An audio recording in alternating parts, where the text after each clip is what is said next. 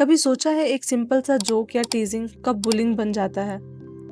कब कोई बच्चा लाउडली हंस रहा होता है और कोई चुपचाप कॉर्नर में बैठा होता है, बस इसीलिए क्योंकि उसे कोई बार बार टारगेट करता है। Hello everyone, welcome back to our channel of insure education.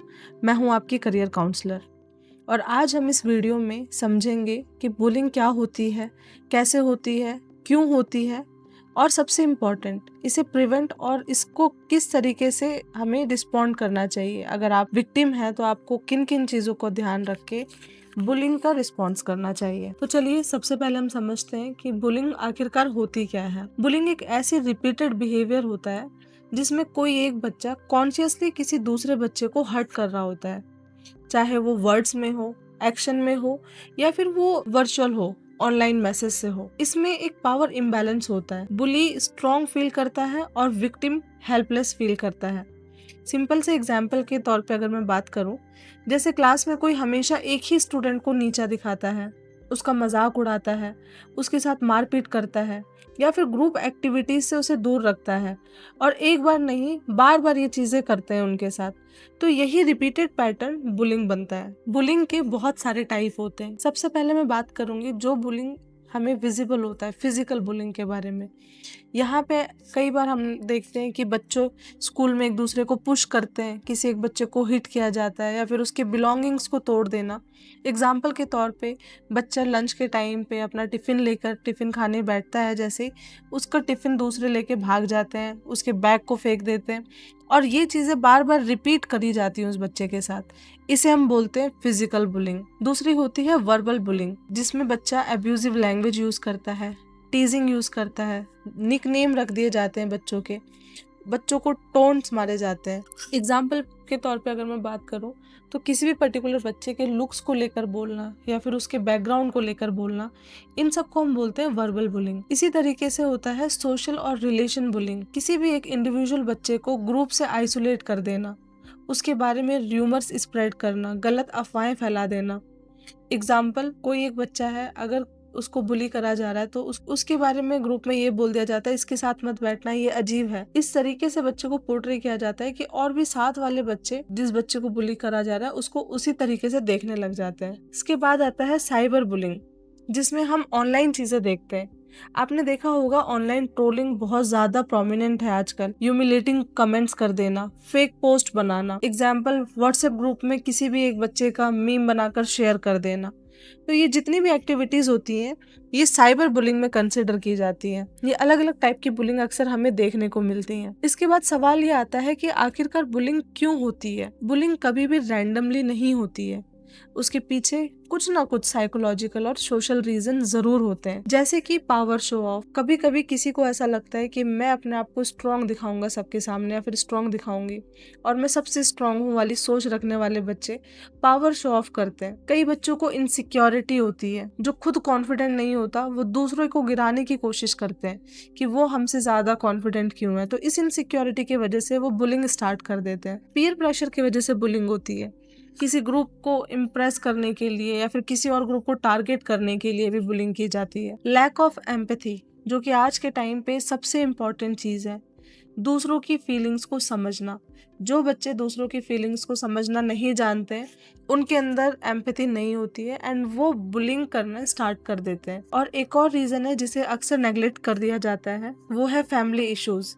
घर की फाइट्स, घर का एंगर, घर की नेग्लिजेंस, इन सब चीजों की वजह से बुलिंग सामने आती है। क्या आप जानते हैं कई स्टडीज बताती हैं कि बुली खुद भी इमोशनल स्ट्रगल से गुजर रहा होता है, बस वो फ्रस्ट्रेशन को दूसरों पे निकालता है। अब हम बात करेंगे बुलिंग का इम्पैक्ट क्या क्या होता है। बुलिंग का इफेक्ट सिर्फ मूवमेंट तक नहीं रहता, ये बच्चों के इमोशनल, मेंटल और एकेडमिक लाइफ पर लॉन्ग टर्म इम्पैक्ट डालता है। जो बच्चा बुली हो रहा होता है उस बच्चे के माइंड में इतना ज्यादा फियर हो जाता है कि बच्चा स्कूल आने से डरने लग जाता है। Fear of coming to school, confident collapse हो जाता है बच्चों का, क्योंकि उन्हें पता है हमारे साथ ये सेम चीजें होंगी अगर मैं स्कूल में जाऊंगा तो बच्चों का उस तरीके से कॉन्फिडेंस लूज हो जाता है। बच्चों के अंदर कंसंट्रेशन इश्यूज आ जाते हैं, बच्चा एक चीज में कंसंट्रेट नहीं कर पाता है। जैसे ही वो पढ़ने बैठेगा उसे याद आएगा कि मेरे साथ स्कूल में क्या हुआ था, एंड जैसे ही वो मोमेंट उसको याद आएगा उसका कंसंट्रेशन लूज हो जाएगा। बच्चों के अंदर अक्सर आइसोलेशन, सैडनेस, एंजाइटी, ये वाली चीजें देखने को मिलती हैं जिन बच्चों को बुली किया जाता है।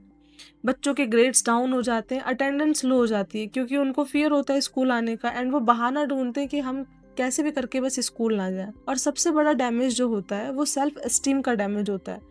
बच्चे अपनी सेल्फ वर्थ को खोने लग जाते हैं। एक बुली सिर्फ एक स्टूडेंट को हर्ट नहीं करता, वो पूरे क्लास इन्वायरमेंट को टॉक्सिक बना देता है। अब हम बात करेंगे कि बुलिंग को हम रोक कैसे सकते हैं, क्या क्या प्रिवेंशन हो सकते हैं। सबसे पहला और सबसे इम्पोर्टेंट है school level prevention. School level पे क्या क्या मेजर्स लिए जा सकते हैं। स्कूल्स को एंटी बुलिंग पॉलिसी इम्प्लीमेंट करनी चाहिए, सीसीटीवी सुपरविजन होना चाहिए, कंप्लेंट बॉक्स होना चाहिए स्कूल में कि अगर कोई बच्चा अनकंफर्टेबल है सामने से टीचर को जाके बोलने में, तो एटलीस्ट वो अपनी एक रिटन कंप्लेंट उस कंप्लेंट बॉक्स में डाल दे। बच्चों को काउंसलर एक्सेस मिलना चाहिए स्कूल में। अवेयरनेस वर्कशॉप्स होनी चाहिए जहाँ पे बच्चे समझ सकें कि हमारे साथ ये प्रॉब्लम हो रही है तो उसमें हमें क्या करना चाहिए। टीचर्स की एक्टिव मॉनिटरिंग होनी चाहिए। स्टूडेंट लेवल पे प्रिवेंशन हो सकते हैं। बच्चों को रिस्पेक्ट करना चाहिए डिफरेंसेस को। हर कोई यूनिक होता है, सबको एक तरीके से कंपैरिजन नहीं करना चाहिए कि यार वो हमारे तरह नहीं है तो उसको हम बुली कर देते हैं। तो जो भी डिफरेंसेस है उन्हें रिस्पेक्ट करना चाहिए। Speak up. साइलेंस बुली को और स्ट्रॉन्ग बनाता है। जो बच्चे को बुली किया जा रहा है, अगर वो बच्चा अपना स्टैंड लेगा, बोलेगा, तो बुली करने वाले की हिम्मत नहीं होगी उसको दोबारा कुछ बोलने की। इसीलिए बोला जाता है कि speak up, be an upstander, and most importantly choose a good company.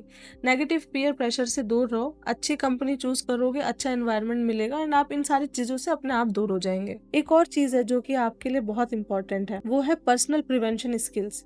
आपको अपनी बॉडी लैंग्वेज स्ट्रॉन्ग रखनी है इस तरीके से कि सामने वाले की हिम्मत ना हो वो आपको परेशान कर सके। नो बोलना सीखो।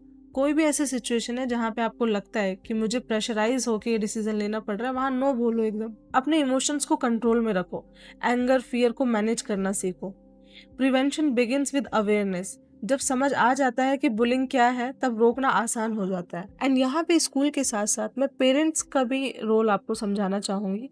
पेरेंट्स को बच्चों के मूड स्विंग्स नोटिस करने चाहिए। क्या हमारे बच्चा इसी तरीके से रिएक्ट करता है या फिर हमारे बच्चे के इमोशंस में कुछ अप्स एंड डाउन आ रहे हैं, क्योंकि इमोशन जब चेंज होते हैं तो उसके पीछे कुछ ना कुछ रीजन जरूर होता है। स्कूल को strict zero tolerance policy maintain करनी चाहिए। बुलिंग सिर्फ एक एक्शन नहीं, एक चेन रिएक्शन होती है जो एक स्टूडेंट के फ्यूचर, उसके कॉन्फिडेंस और उसकी मेंटल हेल्थ को डीपली इफेक्ट कर देता है। अगर हम सब मिलकर डिसाइड कर लें कि हम बुलिंग को टॉलरेट नहीं करेंगे तो स्कूल एक सेफ, फ्रेंडली और पॉजिटिव जगह बन सकता है। वैसे तो आज के टाइम पे ये सारी चीज़ें ऑलमोस्ट कंट्रोल में है स्कूल के, but there are few schools left out there जहाँ पे ये प्रॉब्लम अभी भी फेस की जाती है। एंड कई बार स्कूल को नहीं पता होता है कि बच्चे ये सारी प्रॉब्लम फेस कर रहे होते हैं। सो अगर आप विक्टिम हैं तो आपको अपना स्टैंड लेना है, बिकॉज अगर आप खुद का स्टैंड नहीं लेंगे तो इस दुनिया में आपकी प्रॉब्लम कोई और सॉल्व नहीं कर सकता है। और ज़रूरी नहीं है ये चीज़ें आपके साथ स्कूल में हो, ये चीज़ें आप आउटसाइड ऑफ स्कूल भी हो सकते हैं, आपके ट्यूशन्स में भी हो सकती हैं, आपके फ्रेंड ग्रुप में भी हो सकती हैं। बट जहाँ भी आपको प्रॉब्लम फेस हो रही है इस तरीके की, आपको स्टैंड लेना है, आपको रिस्पॉन्स करना है। अगर आप विक्टिम हैं तो सबसे पहले तो आप काम रहिए, क्योंकि बुली को रिएक्शन चाहिए होते हैं। And move to a safe space. उसके बाद अगर आपको मौका मिलता है तो talk to a trusted adult, चाहे वो टीचर हो, काउंसलर हो या फिर आपके पेरेंट्स हो। और कभी आपको ये नहीं सोचना है कि it's your fault, you are not to be blame, आपकी वजह से ये नहीं हो रहा है, ये मेंटेलिटी सामने वाले की होती है।